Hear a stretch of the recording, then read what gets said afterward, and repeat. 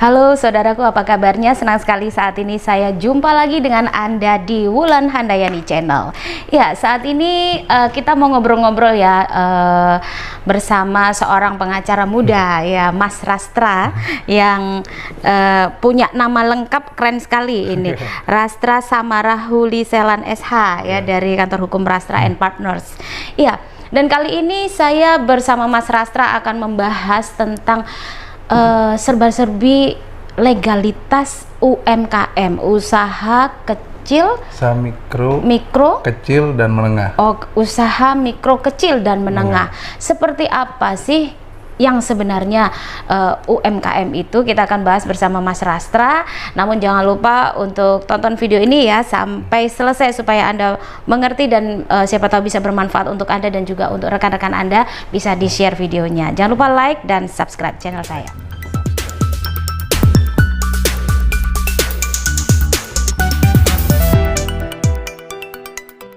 Baik, saudaraku, seperti janji saya tadi ya, kita akan ngobrol-ngobrol bersama Mas Rastra. Ini seorang pengacara yang akan ngobrol bersama kita, memberikan satu bimbingan hukum ya buat kita para UMKM ataupun calon UMKM. Apa itu sebenarnya UMKM dan beserta legalitasnya?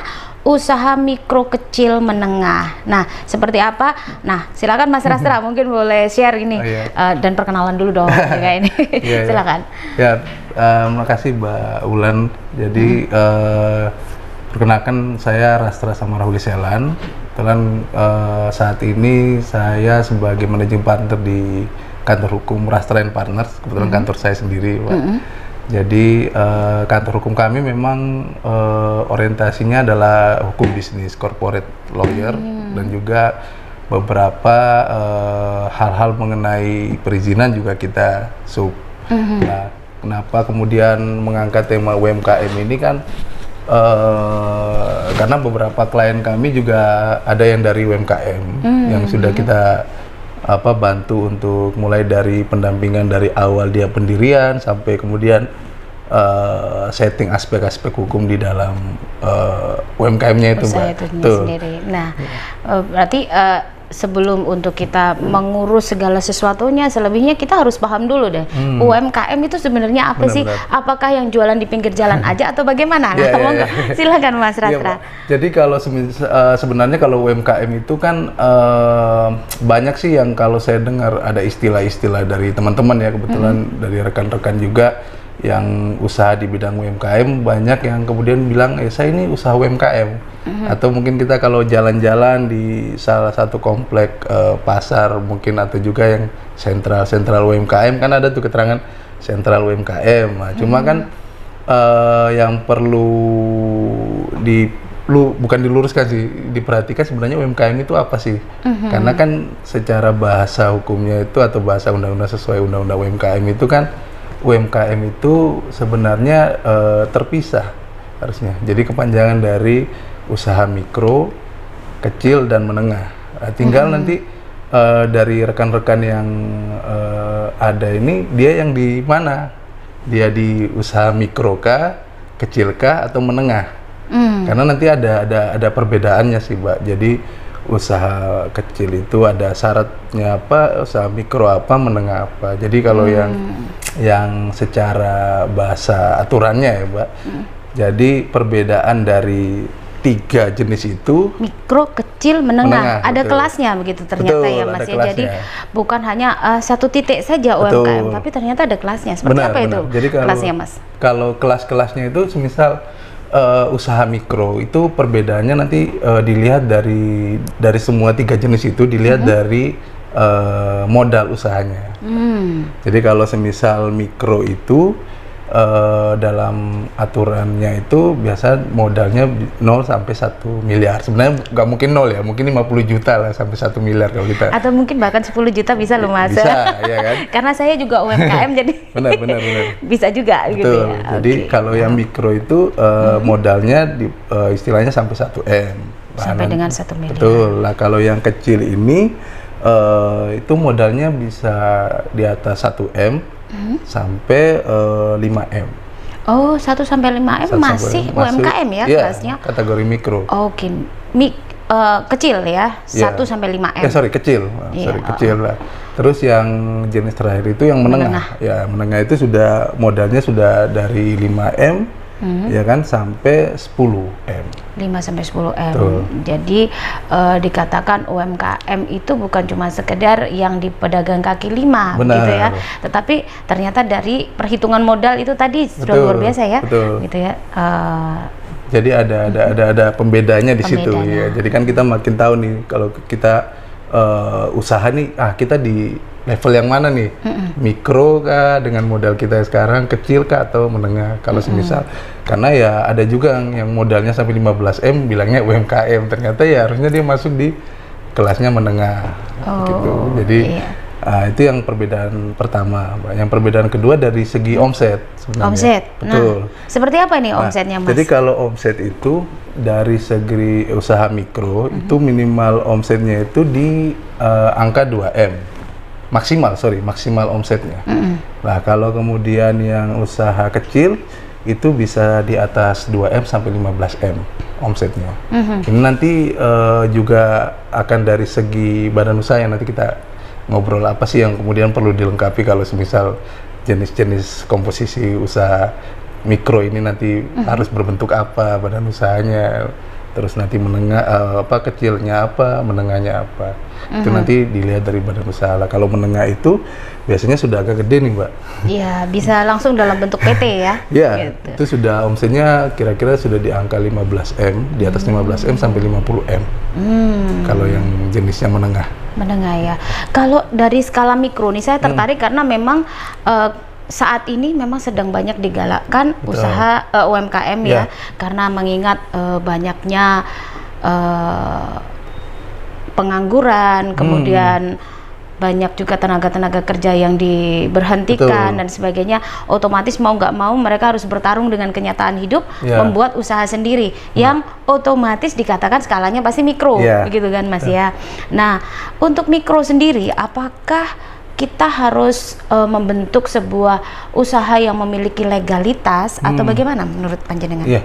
Kalau untuk usaha mikro sebenarnya kan kalau kita bilang dari aspek legalitas ya, legalitas itu kan sebenarnya untuk melindungi usahanya. Kalau kita ngomong kayak mikro itu kan bisa juga dikategorikan misal ada pedagang bakso yang mungkin dia punya beberapa rombong, itu kan juga bisa ngomong jenisnya juga dia UMKM tapi yang jenis skala mikro. Apakah dia harus ada legalitas? Itu kan sebenarnya pilihan. Kalau kemudian legalitasnya sebenarnya diperlukan pada saat dia kemudian mau ekspansi bisnis. Kalau kita ngomong jenis mikro yang seperti saya contohkan yang bakso itu sih, Pak. Nah, kalau misalnya dia mau ekspansi sampai dia harus buka mungkin stand atau mungkin dia buka cabang-cabang yang lebih settle ya, bukan hanya gerobak tapi yang sudah pelanggan makan di situ ya, mungkin dia perlu legalitas. Kalau kita ngomong mikro ya. Nah, legalitasnya juga lebih dipermudah sebenarnya kalau untuk usaha mikro. Jadi saat ini sih ini nanti ke aspek kedua sih setelah ada kita jelaskan yang soal perbedaannya tadi, sebenarnya ada aspek-aspek lain yang perlu di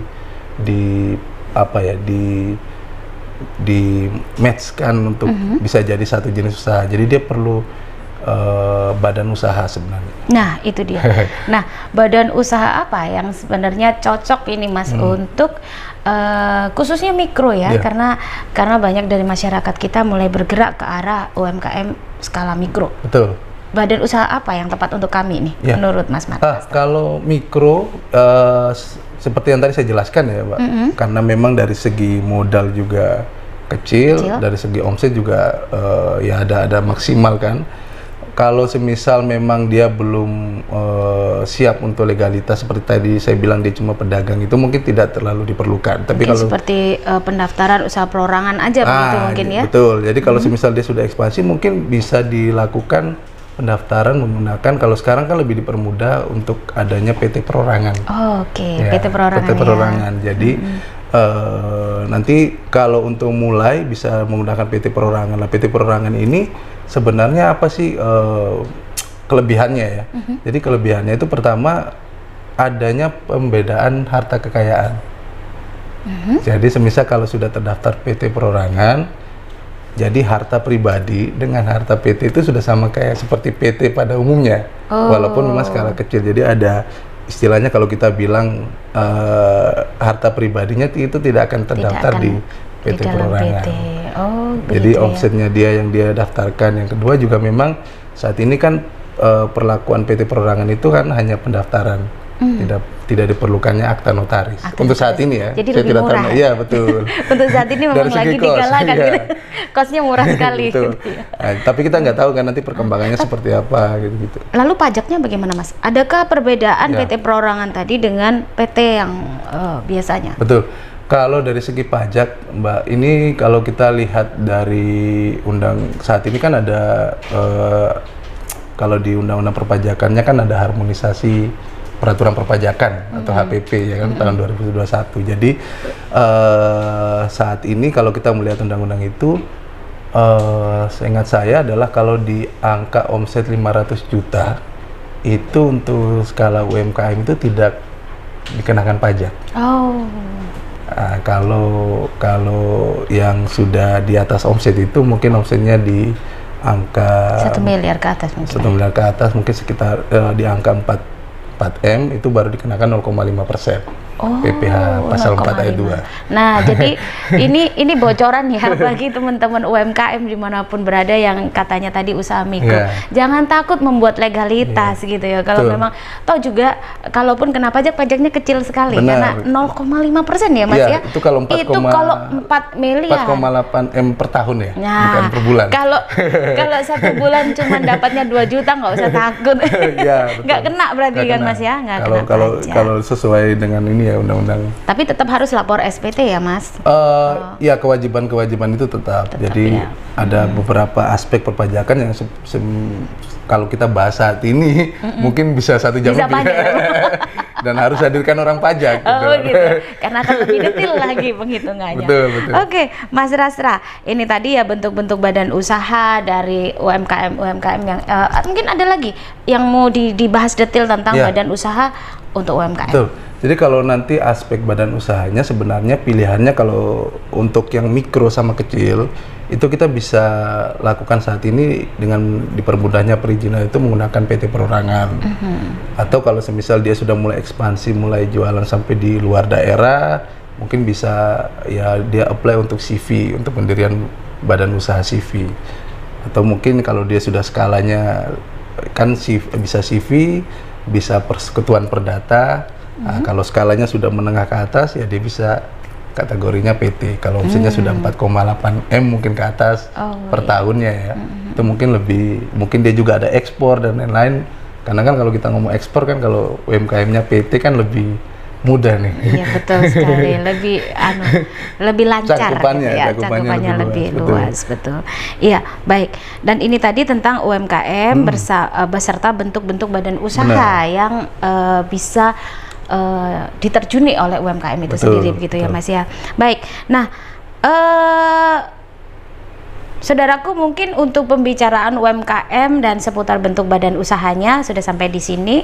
Nah, untuk selanjutnya ikuti video kami berikutnya. Jangan lupa like video ini dan subscribe channel saya.